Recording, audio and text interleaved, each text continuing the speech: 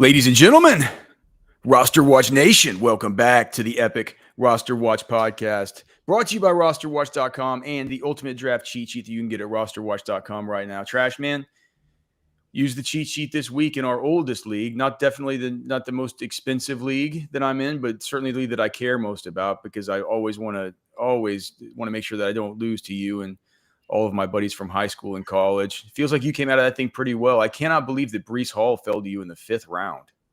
Yeah, I mean, I don't know. It's one of the best drafts I've had in quite some time. I mean, starting wide receivers are Jamar Chase, A.J. Brown, and Tyreek Hill.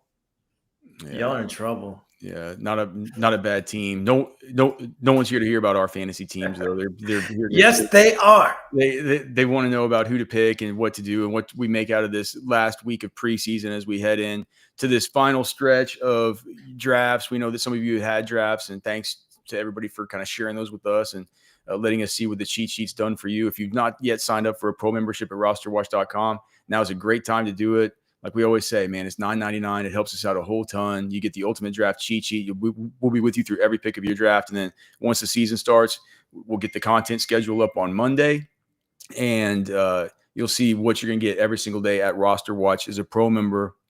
I think most importantly, it's just the access to us in the comment section of the pro articles where you can ask your sit-start questions or your waiver questions or whatever. We're there to answer all year long. All right, Trash Man, let's start. It's not the hot babes that are going to be on the waiver. Those tweets that Cody puts out are maniacal, and they go kind of viral, man. Each one of those gets like 2K likes, man. It's wild, dude. All right, Quinshon Judkins. So Pro Football Talk put out another one of his customary Florio articles about how, according to the CBA and according to the House settlement, yada yada yada, the NCAA, it's not necessarily impossible for Quinshon Judkins to go back to college. It's the same thing that he was saying. Earlier in the cycle, right around the time of SEC Media Days was when that story was out. So that would have been around July 17th, somewhere around there. That was before the how's his name slipping my mind? The Texas A&M Bengals number 17 pick overall. This year's draft? Shamar Stewart. It was like they were like, well, Shamar Stewart could go back to college if they don't, because remember Shamar didn't want to sign the deal with that had there was some portion of it to where they weren't going to. I don't know, something about a 5th-year option or just something like that. There's like some guarantee that like they'd never done. No other rookie had signed this thing, and the Bengals wanted him to sign it like this. And he's like, no. But Florio was like, well, he could still go back to college. They're doing the same thing now about Quinshon Judkins. Now that Judkins still hasn't signed, I don't know if the Browns are waiting for the NFL to do their investigation before signing him. We've talked last week. It's like, well, why is Isaiah Bond signed and Quinshon is not yet signed? And if you just look at where the ADP trends are on him right now, I've just noticed. So over the course of the last 7 days, he's down 8 spots. And if you look at the Fantasy Pros real-time ADP across Yahoo and Sleeper, and I'm just wondering, man, if Quinshon Judkins' ADP is now sitting at 120, and I was talking about liking him in the 9th round. It wasn't just our draft I was at. There was also another draft that I was a 14-teamer that I was kind of officiating yesterday that they've had me up there to kind of help with. And people were scared in that one to take Quinshon too, even in the 10th round of a 14-teamer. I took him in our draft. Well, so where are you on Quinshon? Do you like I was telling some of the people who were asking me, they're like, well, should I take him? Should I take him? I'm like, well, if I were you, I would take him right here, but I don't want to advise you to do it because there is a chance where you might be coming to me in 2 weeks and saying, Alex, what did you tell me to do that for? Because now they're saying he's not going to play all season. I guess that's still within the realm of possibilities. He still hasn't signed a contract. But if you listen to the beat, beat reporters around there, what they say is like he's eventually going to get signed, and probably to start the season, it's going to be Jerome Ford, Dylan Sampson, and eventually they took Quinshon where they took him. I took him at number 94. Look, I think that I think that that's a perfectly fine place to take Quinshon Judkins right now. I have it to where we're running these simulations and I'm getting some Quinshon Judkins. And here's the thing. It's like, we don't want to do it, but you don't ever want to just light a pick on fire. But if you had, like, if it's a 9th or a 10th round pick, you're not lighting it on fire by taking a total upside. You're looking at the upside there, the potential upside of a starting NFL running back. No, it's not just. It's a starting NFL running back that's a size, speed freak and a weapon with a ridiculous speed. That can catch the ball. Like and on an offense that's just completely run the ball into the ground. What are they going to do? Like like Quinshon would be the offense, right? I think they took him and Dylan Sampson. I mean, I think that was a pretty clear signal about what they were planning to do.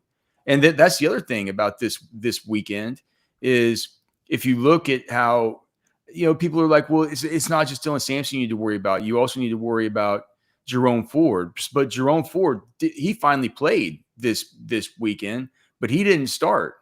Yeah. Sampson started.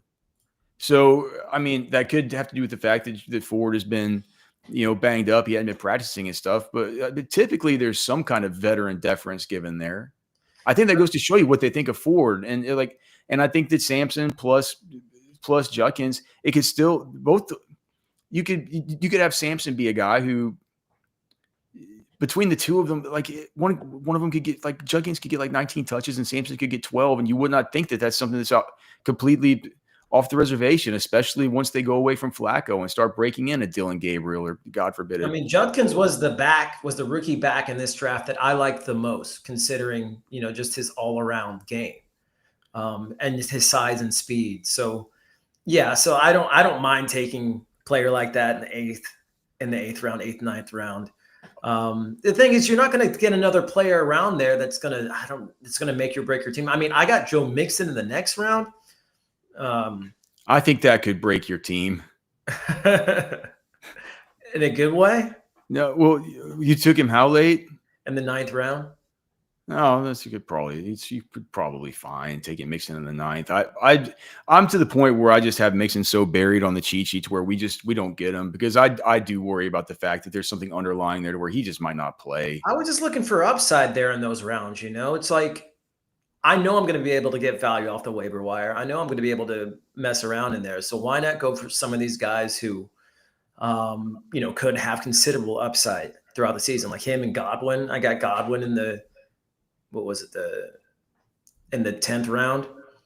So it's players like that.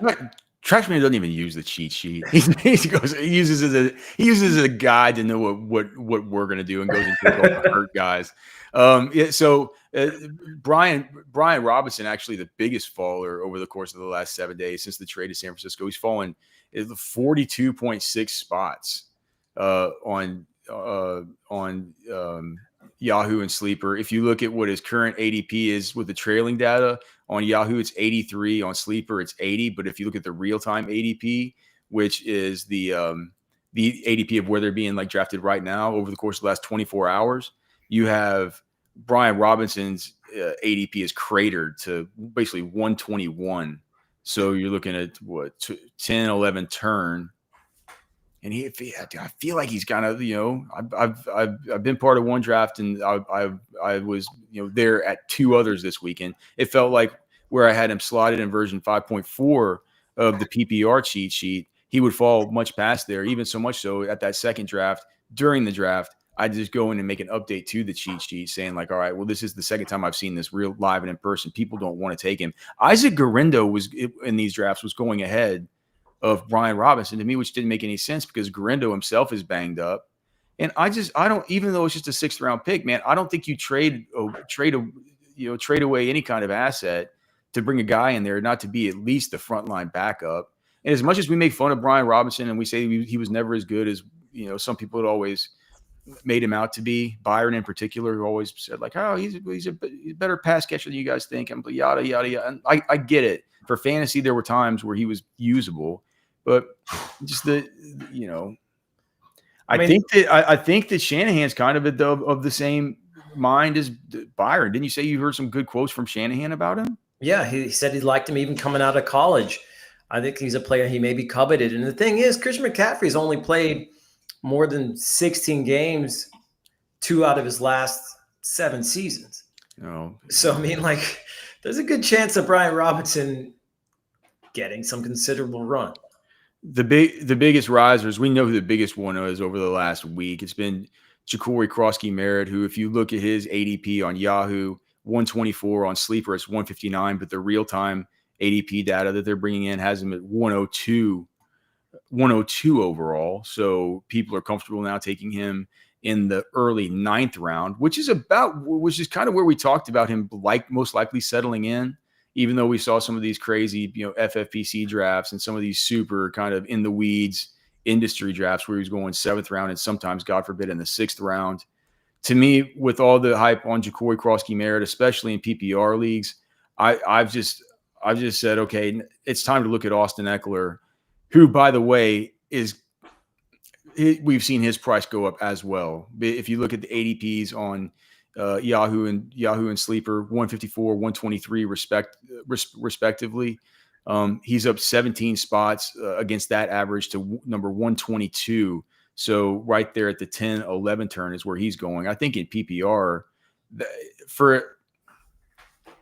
it's not going to be a pick wherever you're going to go up and put it on the draft board or click the button and everybody in the chat is going to say the oohs and ahs and, like, great pick. It's not a sexy pick, but Austin Ekeler, he's out here tweeting memes about how he's locked in and focused and all the rest of it, man. Like he's some kind of predator on the prowl. I was talking with Cody over the weekend about it, on the text chain, and we were just saying, like, in PPR specifically, but I think even in half point PPR, just with the way that he can catch out of the backfield and with the way that if there is no more Brian Robinson, I don't look at Ja'Cory Krosky-Merritt and say that this is for sure a guy who's going to be able to just take away all of his goal line stuff. They say it's going to be Chris Rodriguez. I have so very little faith in Chris Rodriguez. I have so very little faith. I've seen Ekeler, despite his size. I mean, he's good down there. He's powerful with his leg drive. He finds little spots. He's got some wiggle, dude. I can't believe I'm saying it, man. I think Ekeler is a great pick where he's going right now. No, I agree. Bill he's a grinder, He's probably not going to get many chunk plays. He's probably not going to be terribly involved in the passing game, whereas Ekeler can do both of those things and can stay, on the field at the goal line. So I think he definitely has some juice. What about Caleb Johnson? Do you think he has juice? He feels like man, we need to talk to Cody about his love for Caleb Johnson. All he keeps doing is sending me these clips from the preseason. I'm like, why is he playing so much still in the preseason? Like he was in after Jaylen Warren and Kenneth Gainwell. Yeah, I mean, well, the thing is, it's more we hate Jaylen Warren. We know Kenneth Gainwell isn't the answer there in Pittsburgh. We feel like Caleb has to be that guy, just by default, or will eventually be the guy. But I mean, he can't pass protect really. I mean that's still an issue for him. So none of these players in that backfield excite me. That offense doesn't excite me at all. I mean, DK Metcalf is perhaps the only player that I'm targeting in any drafts. It's just not an offense that I need a piece of, and I'm going to worry about. You were talking about how you've become more interested in Marvin Mims ever since all the Devon Vele stuff.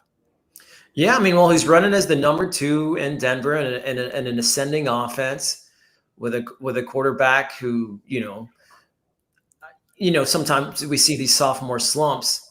But barring that, I mean, Bo Nix should improve even on his stellar rookie season, and Marvin Mims is going to catch a lot of balls for his team. I think in PPR formats, I think Mims presents a great value. Well, he's been super efficient, and you even have Sean Payton at the combine this year saying like what happened with Marvin Mims last year? He's like, well, that's partly like coach's error, right? Like that was partly our fault. We should have gotten him more involved, right? It looks like over the course of the last 24 hours, Marvin Mims has moved up 4 spots in ADP. He's going right now 12th round. That's great value. The number 2 and what looks like an offense that's improving. Do you like him more than in PPR? Do you like him more than Christian Kirk, who's also going to be the number 2 in his offense? I like them probably about the same. He's good. I mean, that Broncos offensive line is better. Oh yeah. You like him better than like Rashid Shaheed and stuff like this? Maybe that gives him a slight edge in that because of that.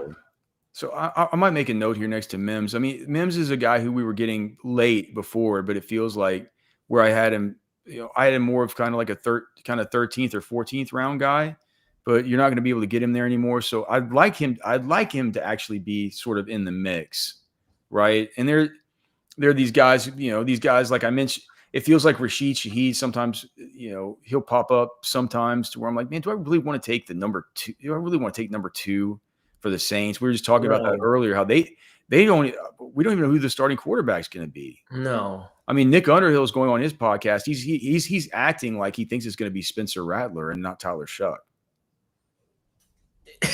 I mean, it doesn't surprise me at all. I didn't believe in Shuck when they drafted him. Who was it? Was it Minion Hunter telling me he was a Shuck truther? Minion Hunter was? I want to say it was him. Maybe it was someone else. It was one of our OG roster watch members who was a stan for Tyler Shuck. I didn't see it. I still don't see it.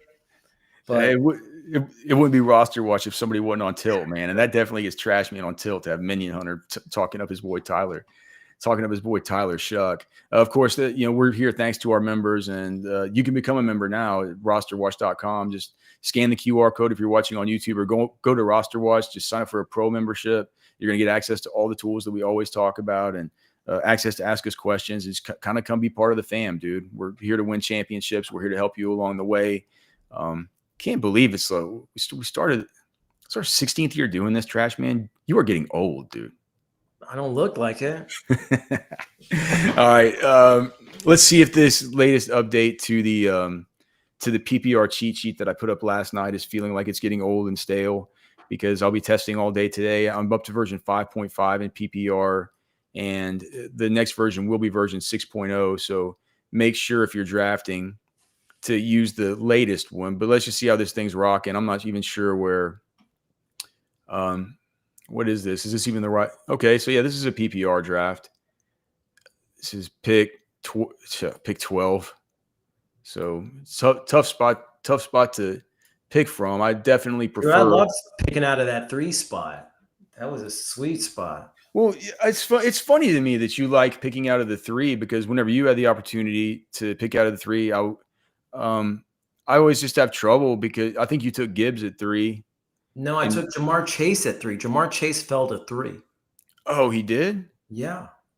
Who went 1 and 2? Bijan. I think Bijan and Gibbs? Well, it was Saquon and Bijan. Okay. Usually I just don't like picking at 3, because I'm so used to using this stupid simulator that doesn't even work anymore. Giving out bad grades for the best drafts, but I've just had it's whenever you take Saquon in these, it always gives you a bad grade. The simulators don't like him. They don't like Ashton Jeanty either, who they're just going to tell us to take here at the 1-2 turn. It's going to tell us to take, again, this is PPR version 5.5 of the cheat sheet. Ashton Jeanty at the 112 and Nico Collins at the 201. The next 2 picks are the 312. Okay, so it says take Alvin Kamara at the 312, and then it says take Travion Henderson or Mike Evans at the 401. I don't care, man. If I was trying to draft a balanced roster, I think I would take Evans right here. But, dude, I was reading the report today from Chad Graff, who covers the Patriots for The Athletic, and he was just saying, dude, Travion's the best offensive weapon that the Patriots have. See, he's going to get, at least 50% of the touches, maybe even more. And I'm putting it on the way, way more. I think we're looking at a future superstar. So the other thing is too, when I'm picking here at this turn, when I get back around to the 5-6 turn, there are wide receivers that sometimes fall there that I really like. Like sometimes Ted McMillan will fall. Sometimes, Pickens normally falls, right? Mm. Trying to think of some of the others that are in the range that kind of fall. Like JMO will sometimes fall. It's not Zay Flowers sometimes. I think that the worst that would fall would be like Ridley. But of course, if there's a run on those guys, the cheat sheet could skew more running back heavy if like there's if a David Montgomery or something falls, But I think that probably if I take Travion here and I start out a little running back heavy, we can get wide receivers. So I'm going to take Travion, and this is what happens. Like three of the four guys that I mentioned, the cheat sheet says to take George Pickens at the 512 and Jameson Williams at the 601. Now, so we're perfectly balanced, and we'll stay balanced here at the 712 and the 801. We'll take Tyrone Tracy and Trash Man's guy, Ricky Pearsall, at the 801. Don't put that on me. Here's Ekeler popping up, and I said, this is about where we said, right? It has us at the 912. I said 10th round Ekeler feels awesome, but I think 912 Ekeler feels awesome, right? I mean, if you're looking at the other guys around him, yeah. Yeah, so we'll go with Ekeler and Jaden Reed, who I don't love taking here, but we're talking about our wide receiver 5. You like Jaden Reed more than Rachaad White there? Yeah, for this build, I think I do. All right, and then for the 11-12 turn, it wants us to take Braylon Allen, who's moved up, dude, like 8 spots over the last 7 days, and then Dak Prescott is our quarterback here at the 1201. And then we're going to take here's a question, Trash Man, and this is one thing that I might change. The cheat sheet wants us to take Roschon Johnson at the 13-12 or the 13-14 turn. Do you Ollie Gordon? That's what I was going to ask you. Yeah. You prefer Ollie? I do. I think we kind of. Is it because Roschon's been banged up, or is it because you just think Ollie's a better player? I think Ollie might be a better player. I think there's just more optimism there for Ollie. Roschon, we kind of seen what he's capable of in the NFL, and we haven't seen what he's capable of on a team that just doesn't do anything to address their running back position with a new offensive coordinator coming in that's just dialed up the most elite running game that we've seen in modern fantasy, as far as just using it to a I think it just goes for me. It's just as much as I'm just more excited about Ollie Gordon, but it could come out in the wash. Let's just look and see where these two guys like. So Roschon, current ADP 159.9. Ollie Gordon, current ADP 151.4. So yeah, he's going ahead of him. I'm going to make that switch today, Trash Man. On version 6.0, I'm going to get Ollie Gordon ahead of him. So should I just take Ollie here? I think it makes sense. All right, let's take Ollie, because I'm going to move. I'm going to flip flop Ollie Gordon and my guy Roschon, and then we take a tight end here with the last pick. You could still get him, but yeah. And that'll be because it's our last pick. So we have to take the tight end here. So we'll take Kyle Pitts. And so here's that team again, using the magical, mystical, mythical, the magnanimous RosterWatch Ultimate Draft cheat sheet available at RosterWatch.com. We have the quarterback is Dak Prescott. The running backs are Ashton Genty, Alvin Kamara, Travion Henderson, Tyrone Tracy, Austin Ekeler, Braylon Allen, Ollie Gordon. The wide receivers are Nico Collins, George Pickens, Jameson Williams, Ricky Pearsall, Jaden Reed. The tight end is Kyle Pitts. You think this thing's going to give me some kind of stupid B grade once I auto-draft a kicker on a defense? Probably with so many rookie players. Maybe low 90s. This thing's an idiot. 86. Okay. Well, you can't trust you cannot trust the Fantasy Pros Draft Wizard to give you the correct grades. What you can trust is the Ultimate Draft cheat sheet to always give you a perfect draft, if you follow the 3 simple rules, an expert quality draft is always guaranteed. It's the best way to support us. We're going to be here all through the rest of the week, man. As always, making sure that you're stayed up to date with what's going on with these ADP shifts, what's happening with any of this news. We have the cut downs tomorrow at 4 p.m. Eastern for the final 53-man roster. So we'll have the fallout from that, man. We're going to have you all covered. You just got to make sure and find it all over at RosterWatch.com. This is Anthony Richardson, and you're listening to Roster Watch. This is AJ Brown, and you're listening to Roster Watch.